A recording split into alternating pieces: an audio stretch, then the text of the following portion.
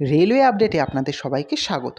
আজকের আলোচনার বিষয় আপকামিং রেলওয়ে এনটিপিসি ক্যাটাগরির কতগুলি গুরুত্বপূর্ণ পোস্ট টিসি, টিটিই, সিসি, ইসি এবং ইসিআরসি নিয়ে। যারা এই মুহূর্তে রেলে এনটিপিসির জন্য প্রস্তুতি নিচ্ছেন তাদের জন্য এই ইনফরমেশানটি খুবই গুরুত্বপূর্ণ। এই মুহূর্তে রেলওয়েতে কতগুলি ভ্যাকান্সি রয়েছে সেটি জানতে হলে ভিডিওটি অবশ্যই শেষ পর্যন্ত দেখতে থাকুন। চলুন ভ্যাকান্সিগুলি এবার দেখে নিই। 1 জানুয়ারি 2023 অনুসারে রেলওয়ে কমার্শিয়াল ডিপার্টমেন্টে মোট ভ্যাকান্সি রয়েছে 6,555টি। বিভিন্ন জোনাল রেলওয়েতে বিভিন্ন ভ্যাকান্সি রয়েছে।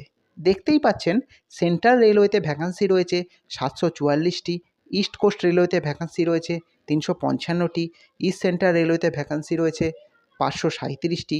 ঠিক একই রকমভাবে ইস্টার্ন রেলওয়েতে ভ্যাকান্সি রয়েছে 514টি।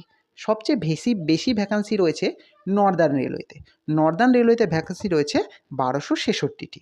একই রকমভাবে সাউথ ইস্টার্ন রেলওয়েতে 282টি, সাউদার্ন রেলওয়েতে 478টি, সাউথ ওয়েস্টার্ন রেলওয়েতে 51টি, ওয়েস্টার্ন রেলওয়েতে 391টি।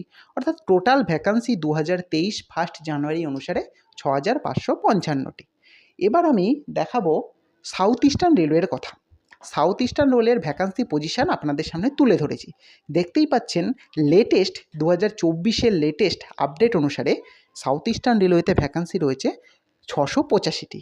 তার মধ্যে আদ্রা ডিভিশনে রয়েছে 64টি, সিকেপি ডিভিশনে রয়েছে 182টি, খড়গপুর ডিভিশনে রয়েছে 382টি, রাঁচি ডিভিশনে রয়েছে 35টি এবং হেডকোয়ার্টার গার্ডেন রিচে রয়েছে 22টি।